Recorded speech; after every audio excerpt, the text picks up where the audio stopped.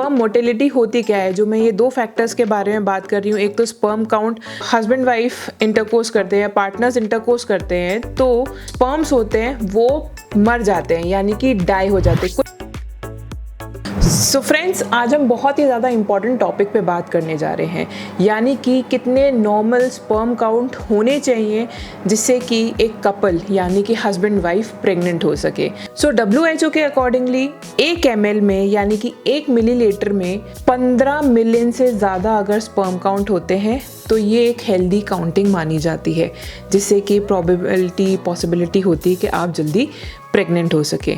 But सिर्फ sperm count की ही यहाँ पे बात नहीं होती है। सपोज़ आपका स्पर्म काउंट 15 मिलियन से ऊपर है, यानी कि आपका sperm count somewhere around 20 million के आसपास में है, 18 मिलियन के आसपास में है, 20 मिलियन के आसपास में है। बट अगर स्पर्म की मोटिलिटी अच्छी नहीं होगी तो बहुत ज़्यादा स्पर्म काउंट का कोई भी फ़ायदा नहीं है, क्योंकि ज़्यादा स्पर्म काउंट अगर हैं आपके बट स्पर्म की मोटिलिटी सही नहीं है तो भी प्रेगनेंसी कंसीव करने में बहुत ज़्यादा दिक्कत हो सकती है और ऑलमोस्ट काफ़ी ज़्यादा डिफ़िकल्टी का सामना करना पड़ सकता है।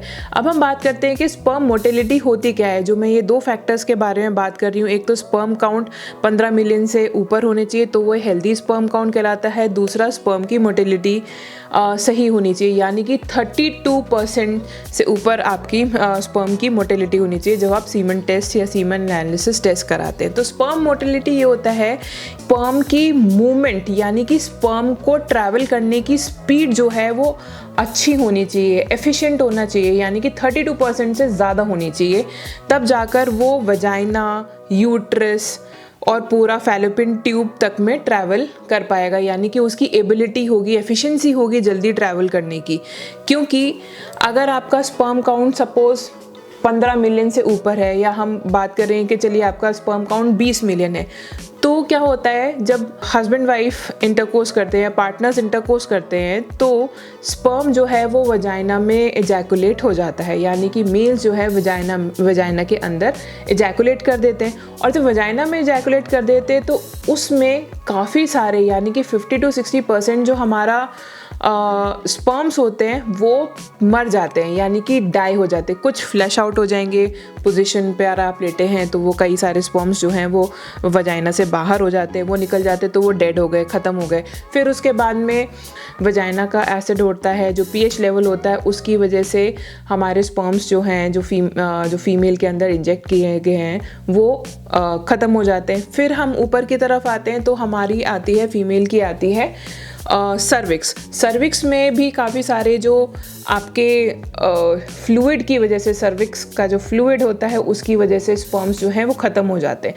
तो जब अगर इतने सारे ऑलमोस्ट आपके 70 to 80% स्पर्म्स ख़त्म हो गए तो आपके बचे कितने स्पर्म्स अंदर फिर यूट्रस में भी जाएंगे, तो हार्डली आपके वजाइना और सर्विक्स तक ट्रैवल करने तक आपके ऑलमोस्ट 80% जो स्पर्म्स जो होते हैं मेल्स के वो डाई कर जाते हैं। कुछ बाहर निकल गए, कुछ डाई कर गए pH लेवल के वेरिएशन की वजह से, कुछ सर्विक्स के लिक्विड की वजह से डाई कर गए, एंड देन फिर कुछ जो होते हैं वो यूट्रस तक पहुंचते हैं तो कुछ यूट्रस में डाई कर जाते हैं, ट्रैवल नहीं कर पाते। और जैसे जैसे जब ऊपर जाते हैं तब हमारे पास में मुश्किल से 5 to 6% या मैक्सिमम 10% रह जाते हैं स्पर्म्स 20 मिलियन के उसमें। और जब 20 मिलियन के उसमें सिर्फ 5 to 10% रह जाते हैं तो कुछ इस तरीके से डिवाइड होंगे कि आधे जो हैं वो लेफ़्ट ओवरी और आधे जो हैं लेफ़्ट फैलोपियन ट्यूब में जाएंगे।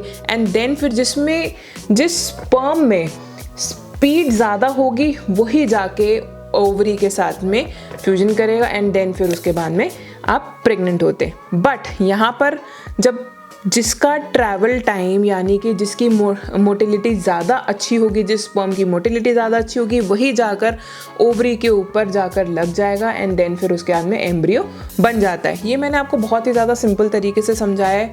इसका मतलब ये है कि एक आपके 2 फैक्टर्स बहुत ज़्यादा इंपॉर्टेंट हैं जब आप प्रेगनेंसी प्लान करते हैं या फिर आप प्रेग्नेंट होना चाहते हैं जल्दी।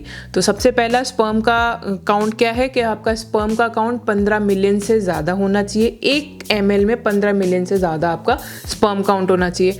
दूसरा, स्पर्म मोटिलिटी भी अच्छी होनी चाहिए, यानी कि 32% से ज़्यादा होनी चाहिए। अगर ये दोनों चीज़ें मेल की सही हैं, स्पर्म के आपका जब अगर स्पर्म एनालिसिस करा रहे हैं, आप प्रेग्नेंट होना चाह रहे हैं, नहीं हो पा रहे हैं, और स्पर्म एनालिसिस में ये दोनों चीज़ें टिक हो जाती हैं, तो इसका मतलब मेल का जो स्पर्म काउंट वो नॉर्मल है, अच्छा है, हेल्दी है।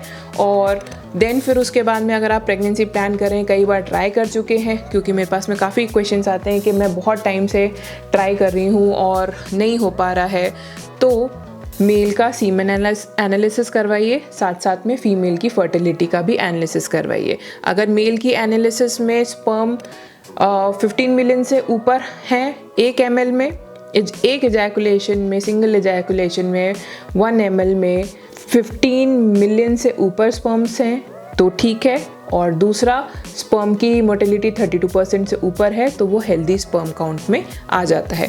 देन फिर उसके बाद में फीमेल को एनालिसिस करने की ज़रूरत होती है। तो अगर ये दोनों फैक्टर्स मेल के सही हैं और स्पर्म काउंट ठीक है तो पॉसिबिलिटी ज़्यादा अच्छी रहती है, ज़्यादा बढ़िया रहती है कि आप जल्दी से कंसीव कर जाएँ। सो फ्रेंड्स, होप आपको मेरी वीडियो पसंद आई होगी। प्लीज़ लाइक एंड शेयर करना ना भूलें, चैनल को सब्सक्राइब ज़रूर करें एंड मेरे साथ में अपने कमेंट ज़रूर शेयर करें। So then see you soon in the next video. Thank you.